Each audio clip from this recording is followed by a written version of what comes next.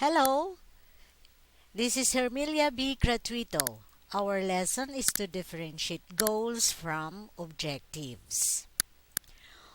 Oftentimes, people refer to goals and objectives as the same thing. They both describe things that a person may want to achieve or attain. Both terms imply the target that one desires to accomplish. Actually, these terms may mean different things. There are various criteria that may set these terms apart. This standard is the core of this differentiation. To better understand, let us first define and later compare each. Goal. Goal is a target that a person wants to reach. A goal is a desired result that a person or a system envisions, plans, and commit to achieve. The goal is the end or the result of all the hard work. It is an end point of where a person sees himself after a certain period of time. Goal has the word go in it. See? What does this mean? Your goal has to go forward in a specific direction. It is more about everything you accomplish on your journey. Okay, let us have an example.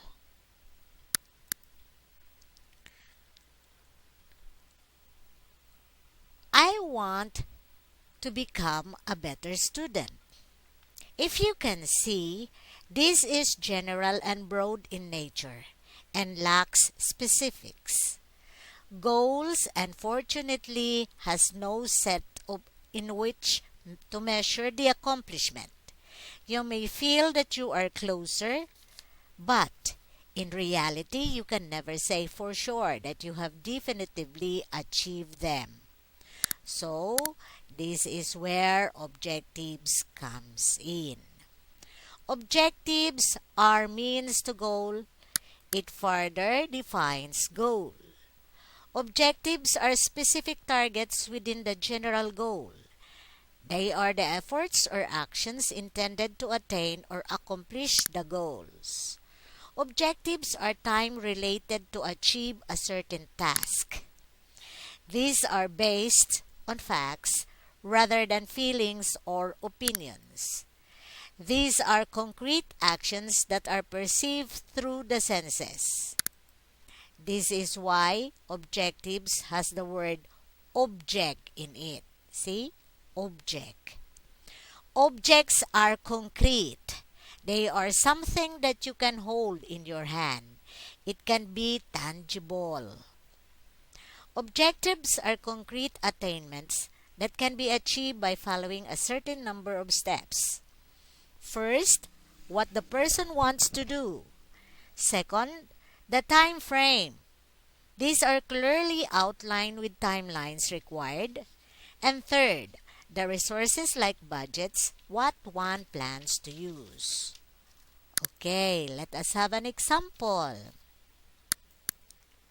I will study harder this semester.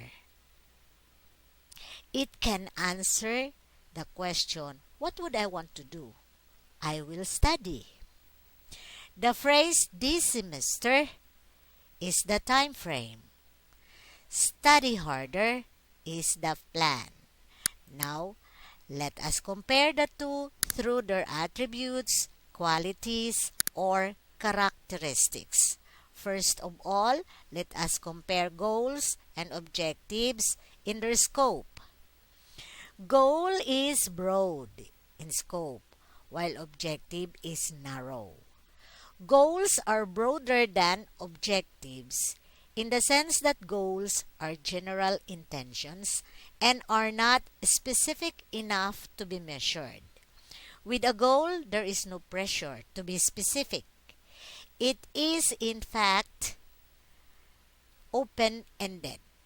It is setting a broad outline for something you want to accomplish, but may not be ideal to achieve something. Objectives are narrow and are set for certain tasks in particular. Let us again differentiate goals from objectives according to its specificity. Goals are general while objectives are specific. Goals are just general intentions, see, towards the attainment of something, while objectives are precise actions for accomplishment of a specific task. Tangibility, abstractness, and concreteness. Okay. Goals may be intangible. See, it is intangible or soft, while objectives ought to be tangible. Goals may be directed at achieving non-measurable things because it is abstract, while objectives may be targeted at getting measurable things or tasks because it is solid and concrete.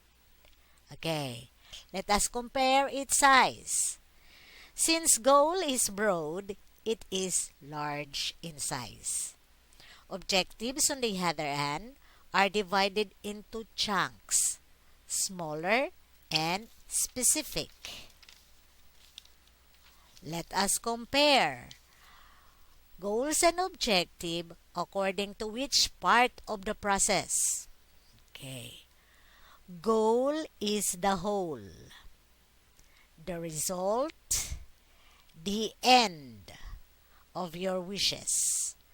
Objectives is part of the whole, often with milestones.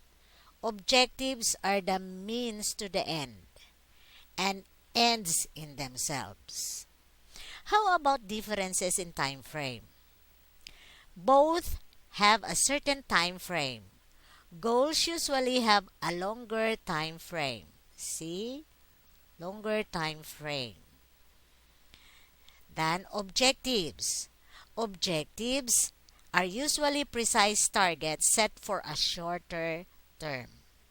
Goals may be set for a longer term, but many objectives may be set within the goal. How about measuring goals and objectives?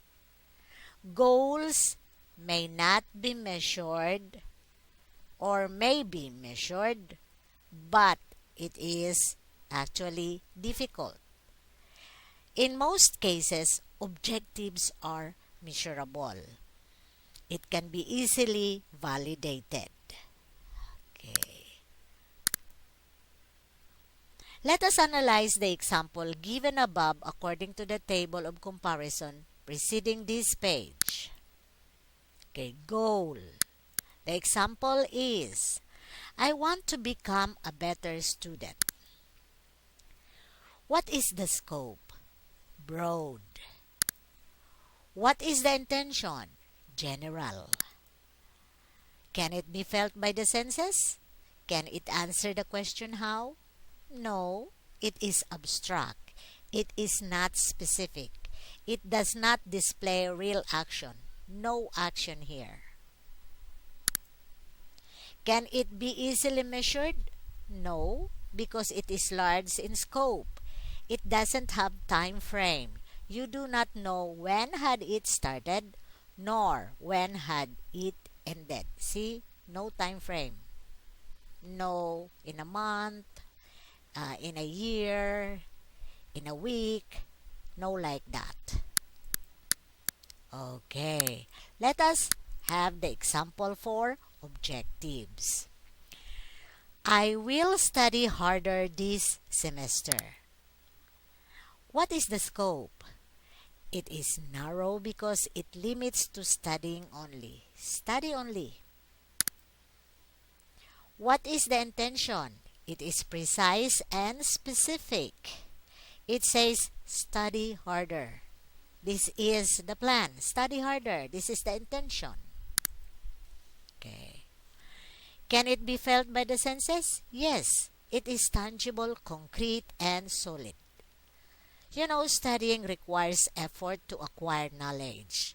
Like for example, by reading, observation, or research. So, if you will be doing reading, you will be using your senses. So much so with observation and research. You will make use of your senses. So it is tangible. Can it be easily measured or validated? Yes. The phrase this semester, see, this semester is a time frame. One can measure when studying harder has started and when it would end. So, in this example, this semester. Only this semester. Okay. Let us identify each situation according to goals or objectives. Number 1, to set up and own your own website. Choose, is it a goal or is it an objective? Number 2, I want to learn Chinese through pictures. Okay. Choose, objective or goal. Number 3, I will learn how to build the website step by step. Again, you have to choose or you have to think either this one is goal or objective. Number 4, I want to memorize the periodic table before my next quiz. Next quiz. Is this goal or objective? Number 5, I want to learn to play Heal the World on the piano. On the piano. Okay. Goal or objective? Let us analyze our answer. Number 1, to set up and own your own website. What is this? Oh, it's a goal. It cannot answer the question how. How can you set up? It is very broad and it is not specific. Number 2, I want to learn Chinese through pictures. This is objective. The effort to learn is tangible through pictures. How will you learn? You memorize. You make use of your eyes to see the pictures.